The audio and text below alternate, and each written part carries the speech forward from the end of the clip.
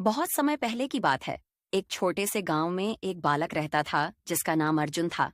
अर्जुन बहुत ही होशियार और निडर था, परंतु उसके मन में हमेशा एक प्रश्न उठता था। उसके दादाजी ने उसे एक बार एक कहानी सुनाई थी। कहानी थी एक प्राचीन पहाड़ की, जिसमें एक रहस्यमयी गुफा थी। गांव के लोग उस गुफा की बात सुनकर ही कांप जाते थे, परंतु अर्जुन का मन कुछ अलग था। उसने ठान लिया कि वह उस गुफा में जाएगा और वहां के रहस्य को सुलझाएगा। उसकी माँ और पिता उसे बहुत समझाते, पर अर्जुन के निश्चय को कोई नहीं बदल सकता था। एक दिन, जब सूरज ढलने को था, अर्जुन ने अपने कंधे पर एक छोटा सा झोला टांगा, जिसमें कुछ भोजन और एक पानी की बोतल थी। उसने गांव से विदा ली और अकेले ही पहाड़ की ओर चल पड़ा। रास्ता कठिन था। पेड़ों की छायाओं ने उसे भयभीत करने की कोशिश की, परंतु अर्जुन अपने संकल्प पर अडिग रहा। रात घिर आई थी और अर्जुन अब उस पहाड़ के करीब पहुंच चुका था। अचानक उसे एक हल्की सी आवाज सुनाई दी, जैसे कोई उसके पीछे चल रहा हो। उसने पीछे मुड़कर देखा, पर वहां कोई नहीं था। अर्जुन ने सोचा कि शायद यह उसका भ्रम हो, पर उसके कदमों की रफ्तार बढ़ गई। कुछ समय बाद वह गुफा के प्रवेश द्वार पर पहुंच गया। गुफा का मुंह बड़ा और अंधकारमय था। अर्जुन ने एक गहरी सांस ली और बिना किसी हिचकिचाहट के अंदर चला गया। गुफा के अंदर का वातावरण ठंडा और रहस्यमय था। हर कदम पर उसे ऐसा महसूस हो रहा था जैसे कोई उसे देख रहा हो। गुफा की दीवारों पर अजीबोगरीब चित्र बने हुए थे। चित्रों में दैवीय शक्तियों को दिखाया गया था, जो अपने सच्चे भक्तों को वरदान देती थीं और दुष्टों को सजा। जैसे जैसे अर्जुन गुफा के अंदर जाता गया, उसकी धड़कनें तेज होती गईं। अचानक उसे एक चमकती हुई रोशनी दिखाई दी। वह रोशनी गुफा के सबसे अंदर के हिस्से से आ रही थी। अर्जुन धीरे धीरे उस रोशनी की ओर बढ़ने लगा।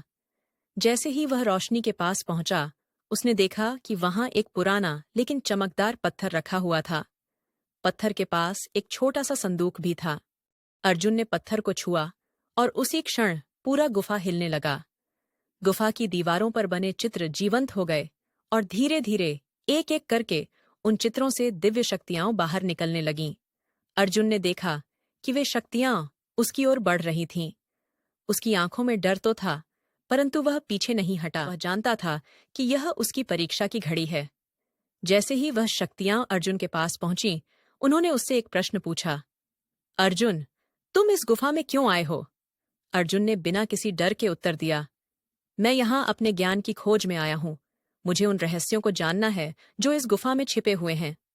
वह जानता था कि यह उसकी परीक्षा की घड़ी है।